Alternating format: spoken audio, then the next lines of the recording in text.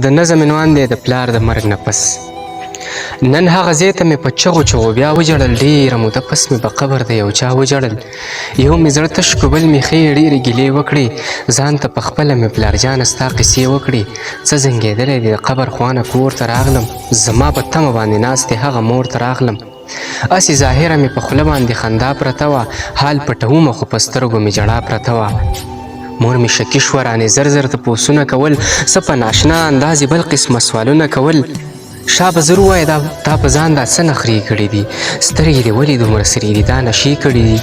که نه ته بیا د خپل بابا قبر ته تللی وې نن، ولې خفه یې ته ما څومره ګرځولی وې نن. خیر که جوړ کړی دی د خان په شان ته ځان نه دی، خیر که ملګرو سره یو شان د لباس نه دی.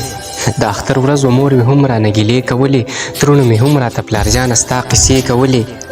د چا لباس د چا خندا د چا سینګار شومه زه، هغه متل دی چې هوښیار شومه خو خوار شومه زه.